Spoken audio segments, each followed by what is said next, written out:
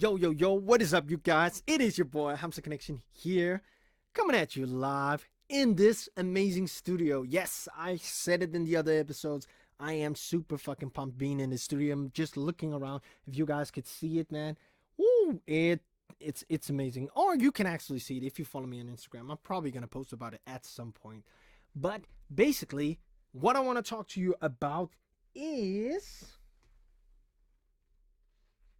mistaking research for doing the actual work. So, this has probably been one of my, it's hard to say because I made many mistakes, but probably one of the biggest mistakes that I ever made.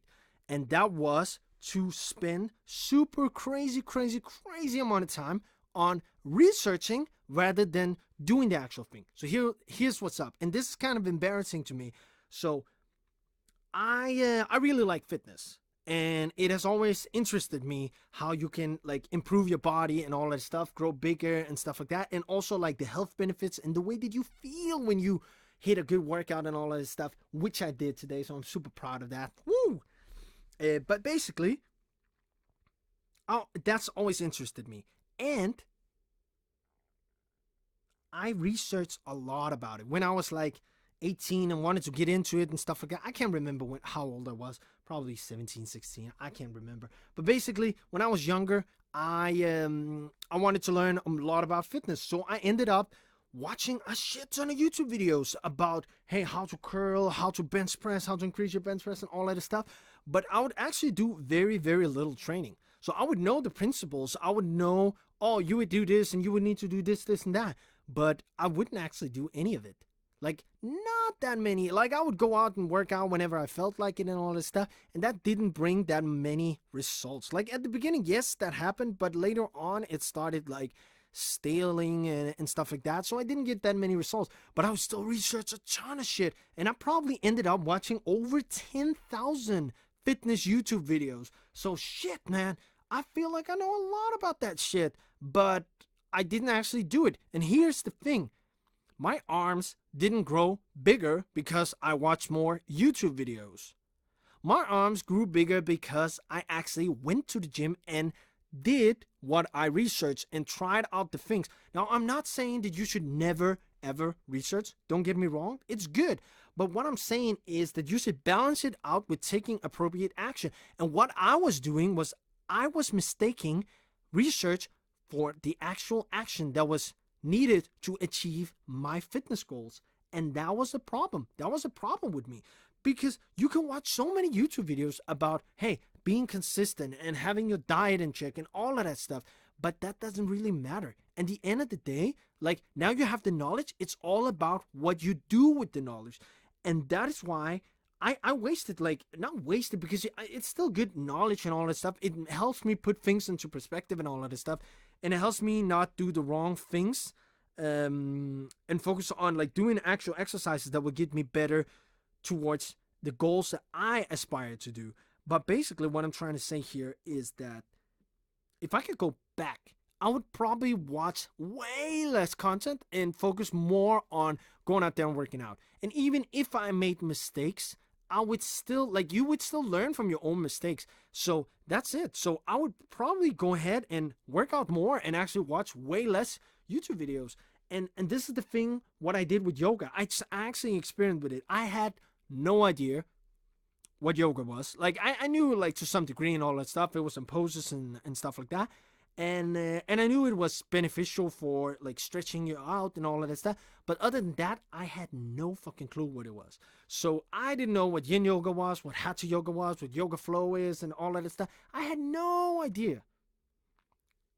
And I just went in and I was like, okay, cool, I need to stretch. And I heard that yoga helps you stretch. So I took my first lesson. I started doing yoga.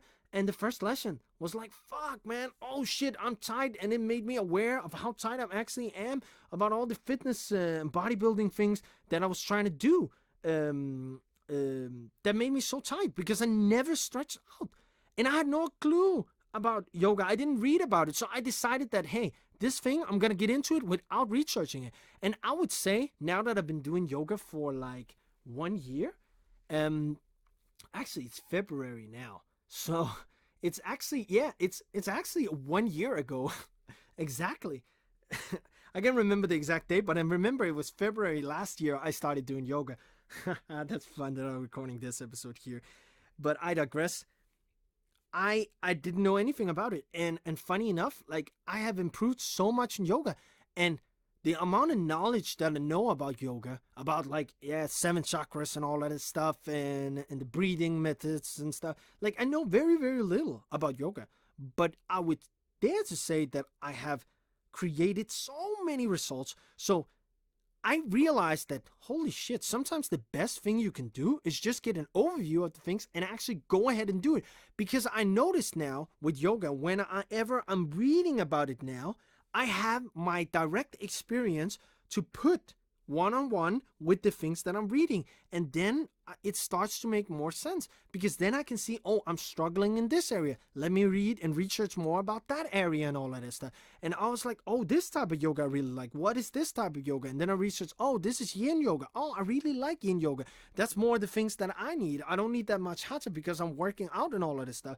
So I more need the relaxing kind of type. So, oh, okay, let me take yin classes instead of me knowing like all the yoga classes, all the yoga techniques before I start the yoga class. No, that doesn't make any sense. So that's what I want to tell you guys is that don't value your research above the action that you actually take. Sometimes you need research, but I would say you need the disproportionate amount of action for every time you sit down and you research a thing.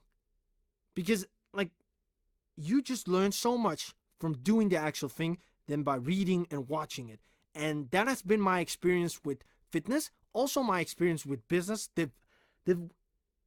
I would say where I learned the most has probably been me starting a business, failing at it, hitting a point that I had no idea what to do, and then going on the internet and reading about, hey, how do you do this? How do you do that? How do you negotiate with suppliers and all that stuff when I was about to negotiate with the supplier? Because then you just absorb so much better because you're trying to solve a problem that you actually have right now instead of just having it all being theories and all of that stuff.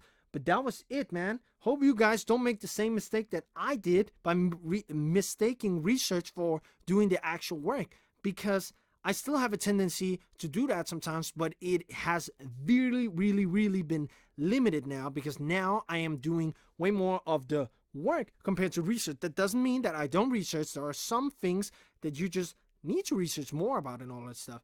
But I have so many things that I'm just doing and then I'm researching them afterwards. So I think that approach helps, but that's just my 2 cents. Hope you liked this episode, and if you did, leave me a like down below. And if you have any question or any requests for other episodes, hit me down in the comment section below. And if you like what you see here and you want to see more, hit the subscribe button. Peace.